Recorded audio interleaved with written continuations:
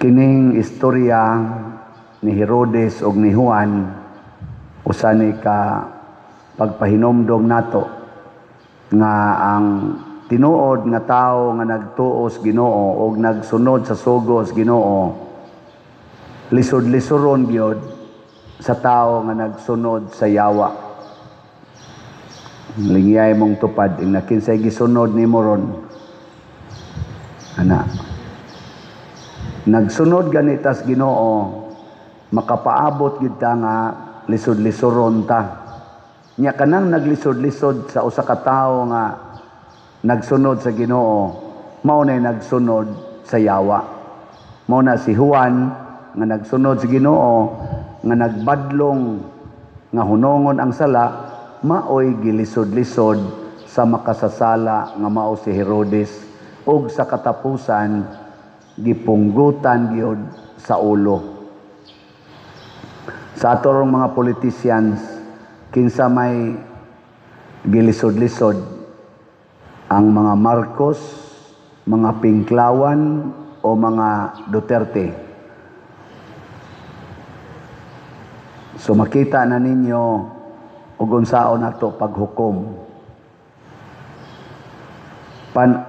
Apan kun ang naglisod-lisod mausad ang mga Duterte, sila na sad maoy instrumento siyawa. Pero sa pagkakaron, murag sila'y gilisod-lisod.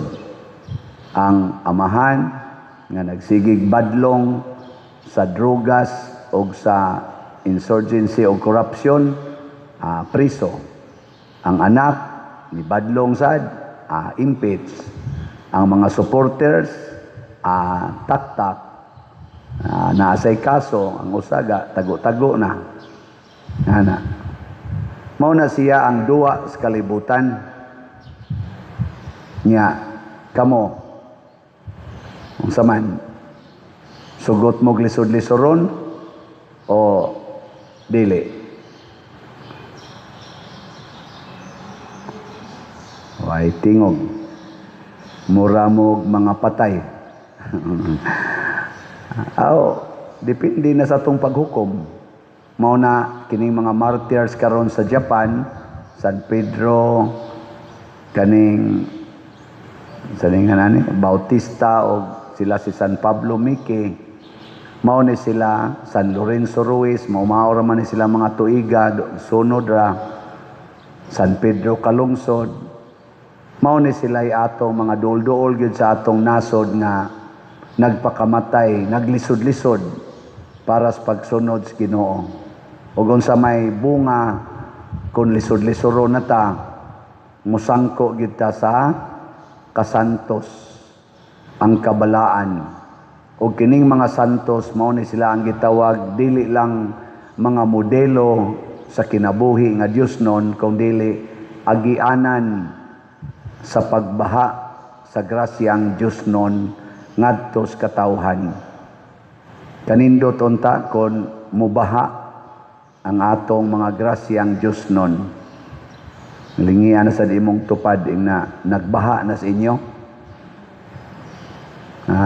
Dito smulaw, ni baha. Di man to Diyos nun kay ni banlas mas mga sapa o ni banlas mas mga balay. Ang Diyos nun na grasya, basta mo naginay mo baha, daghan ang mahimong mga kaayuhan. Muna, sa inyong tanaw din sa atong parokya, naabay baha sa grasya o uga?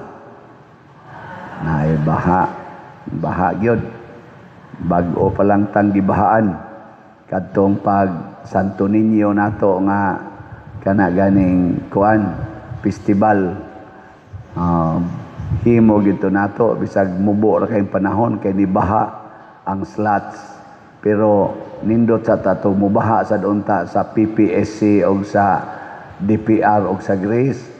Ini baha ang sa Santo Niño, naughan man hinoon ang naughan man ang Grace, ang PPSC o ang maingon sad moron ayaw sad padiroy kay di sad namo makaya og upaton Ato lang one at a time lang ning ato. Bitaw sad musabot lang gid ana nya karon kay manaman to unsa naman si atong pabahaon karon kanina sa tingaling PPSC kay sus ato na bang sugdag tukod ang atong bell tower, ang atong CR diha ug ang atong adoration chapel atong sugdan ba kay para makuana human-human gini siya unta inig pista nato kung buhi pa mo karong July 25 kanindot unta.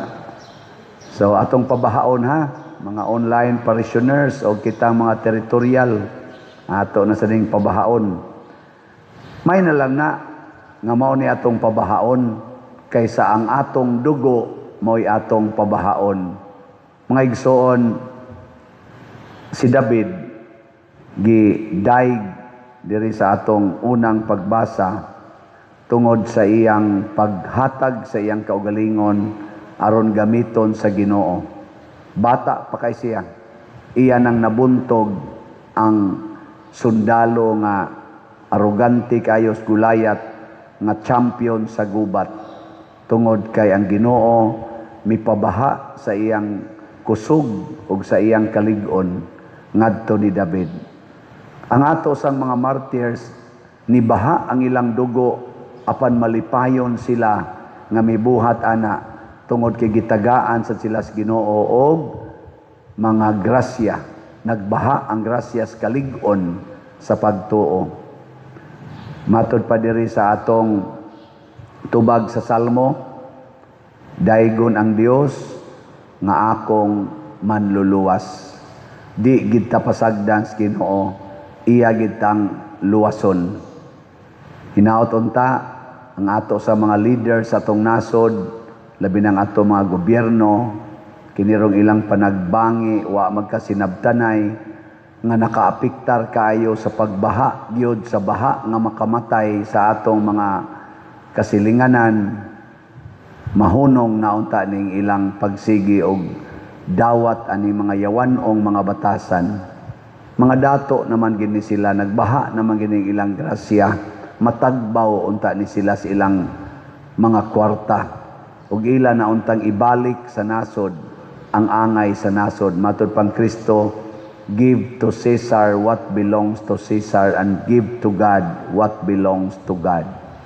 Unsa may pasabot ana, si Caesar mao ang kalibutanong pangulo, nga ang tinuod nga pangulo dinhi sa atong nasod dili kining atong presidente, kay ang nagpili niya kita man, kita mao'y iyang amo, dili kay siya mao'y amo, pero kay na lipat man sila karon mauning wa siya kahimo ang ato rong pangulo, wa makahimo pagpugong sa mga yawanong buhat labi na gyud kining corruption dinhi sa atong nasod. Hinaut unta nga makahimo siya nining iyang pila na lang ni katuig, murag duha na lang, wa na gani kabo mga duha na lang katuig ang nahibili niya aron siya makapruiba nga matawag siya tinuod nga alagad sa atong nasod isip executive branch nga presidente ato nang iampo. Og ang ato sang ubang mga katauhan, mga leaders, di ta sila malipat nga mura nanog sila tag-iyas nasod. Kung dili sama ni David, mapaubsanon siyang mialagad sa nasod sa Israel hangtod gyud sa iyang kamatayon. Si Juan sad nga magbubunyag nga mao na gyud nag-andam alang sa pag-abot sa Mesiyas, malipayon pod siyang nagpakamatay og nag-alagad sa katawhan hangtod gyud sa iyang kamatayon. Batan-on pa lang kay siya, mga 30 edad, 30 anyos. Lagi katapusang lingi sa imong tupad na okay na ni mong patyon ka. Nako no. Bisag mga tiwasuno na kaignaong. Di lagyapon gusto mamatay pastilan. Sao na na. Ako na. Ngayo kita gracias Ginoo ani. O giampo na to. Labi ng ato mga batanon karon. mahimo unta silang lig-on sa pagsunod sa Ginoo sa ilang kinabuhi.